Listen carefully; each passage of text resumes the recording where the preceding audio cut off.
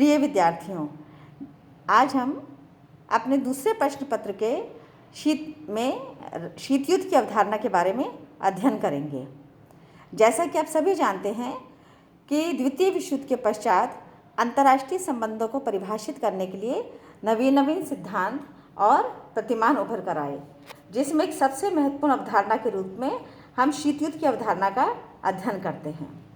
वस्तुतः शीत युद्ध ऐसी स्थिति का परिचायक है जिसमें परस्पर अंतर्राष्ट्रीय संबंधों की अभिव्यक्ति के लिए ऐसी स्थिति को सूचक माना जाता है जिसमें वॉर की समस्त, युद्ध की समस्त लक्ष्य, नीतियाँ, रणनीतियाँ, तंत्र, गुटबंदी, समस्त उपाय, शस्त्रीकरण निहित होता है, लेकिन प्रत्यक्ष रूप से वह युद्ध खेला नहीं जाता या होता नहीं है।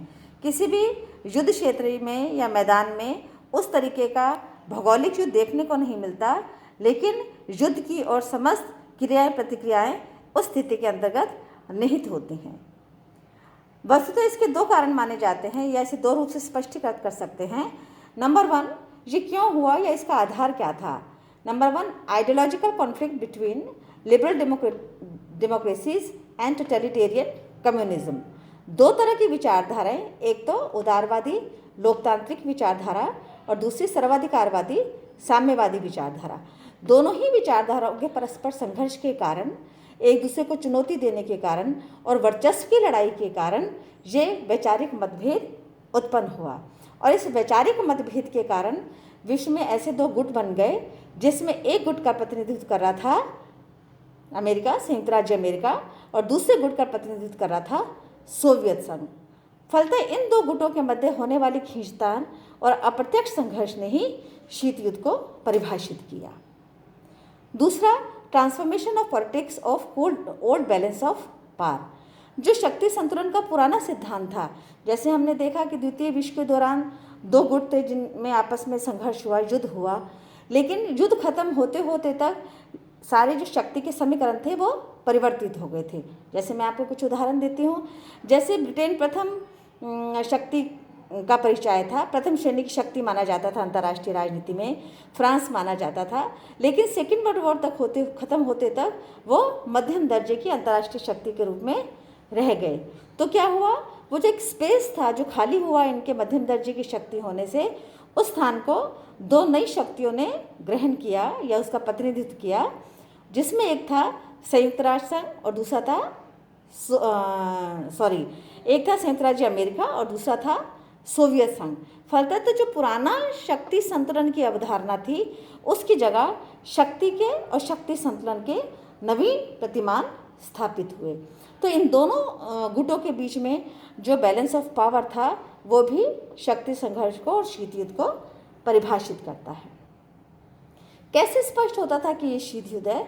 सबसे पहला, पॉलिटिकल डिस्ट्रस्ट, राजनीतिक अविश्वास होता था। कोई भी संधि या समझौते किए जाते थे, लेकिन वो लागू नहीं हो पाते थे या उनके क्रियान्वयन में यह राजनीतिक अविश्वास झलकता था।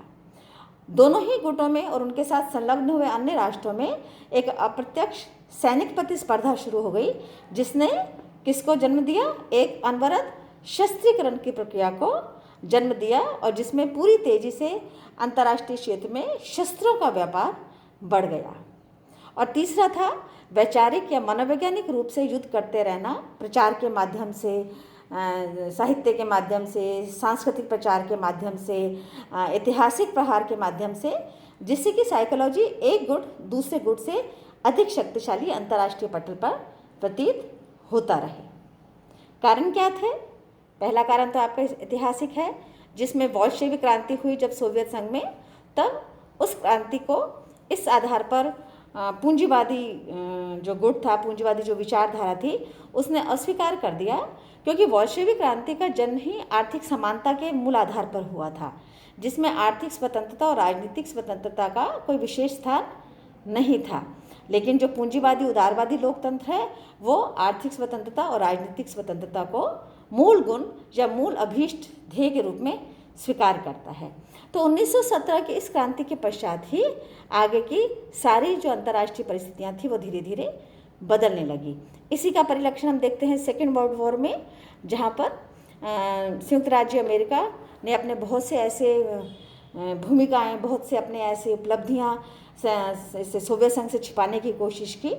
यद्यपि दोनों उस समय युद्ध के गुटबंदी वाले क्षेत्र में ब्लॉक में एक ही तरफ थे, लेकिन सेकेंड वर्ल्ड वॉर ख़त्म होने के साथ साथ ये परिस्थितियाँ बदल गई। चूँकि संयुक्त राज्य अमेरिका ने पहले एटम बम का निर्माण किया और उसका प्रयोग भी पहले किया, लेकिन उन्होंने चूँकि ये रहस्य सोवियत संघ से छिपाए रखा, तो सोवियत संघ को हमेशा ये रहा कि इसने मित्रता या हमारा जो एक गुटीय जो कमिटमेंट था उसका उल्लंघन किया। फलतः सोवियत यूनियन ने धीरे धीरे यूएसए के विपरीत, पूंजीवादी विचारधारा के विपरीत प्रचार करना प्रारंभ कर दिया। जब शीत युद्ध प्रारंभ हुआ तो विश्व के ऐसे समस्त क्षेत्रों में जो भी संघर्ष थे या कॉन्फ्लिक्ट वाले क्षेत्र थे, वहाँ यूएसए और यूएसएसआर दोनों अपने अपने इंटरवेंशन के द्वारा, अपनी अपने अप्रत्यक्ष भूमिकाओं के द्वारा या अपनी सेनाओं को भेजकर या वहाँ पर शस्त्रीकरण को प्रोत्साहित करके अपनी उपस्थिति ऐसे संघर्ष के क्षेत्रों में दर्ज कराने लगे, जिससे क्या हुआ, दोनों के बीच में जो वॉर की टेंडेंसी थी वो बार बार बढ़ती हुई दिखती थी।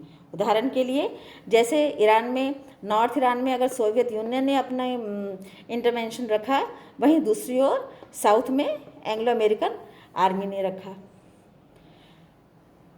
और विभिन्न जो प्रचार के माध्यम थे, जैसे फुलटन में चर्चिल का भाषण बड़ा प्रमुख माना जाता है, जिन्होंने एंटी सोवियत जो कैंपेन की तरह अपनी पॉलिसीज़ को लॉन्च किया, अपनी आर्थिक और सामरिक योजना को इस तरीके से प्रस्तुत किया कि वो सोवियत यूनियन की चीज़ों का विरोध कर रहे हैं या उनकी नीतियों का विरोध कर रहे हैं। संयुक्त राष्ट्र संघ की स्थापना यद्यपि विश्व युद्ध के बाद शांति स्थापित करने के लिए हुई थी, लेकिन सुरक्षा परिषद में विजित राष्ट्रों को, स्थायी सदस्यों को दिए गए वीटो के अधिकार का, जो वीटो का अधिकार था, निषेधाधिकार का अधिकार था, उसका लगातार प्रयोग भी दोनों गुटों के मध्य, दोनों शक्तियों के मध्य संघर्ष का कारण बना। आइडियोलॉजिकल कन्फ्लिक्ट मैंने आपको यहाँ पर भी स्पष्ट किया कि लिबरल डेमोक्रेसीज और टोटलिटेरियन कम्युनिज्म, सर्वाधिकारवादी विचारधारा के बीच में, साम्यवादी विचारधारा के बीच में और लोकतांत्रिक उदारवादी विचारधारा के बीच का यह वैचारिक मतभेद था। और सबसे महत्वपूर्ण और सबसे बड़ी बात कि अंतर्राष्ट्रीय राजनीति में दो चीज़ें सबसे महत्वपूर्ण होती है, नेशनल इंटरेस्ट और सिक्योरिटी। ये दोनों चीज़ें मिलकर ही, नेशनल इंटरेस्ट और नेशनल सिक्योरिटी, पावर पॉलिटिक्स को जन्म देती हैं। और वस्तुतः कोल्ड वॉर की अवधारणा इस पावर पॉलिटिक्स को ही स्पष्ट करती है।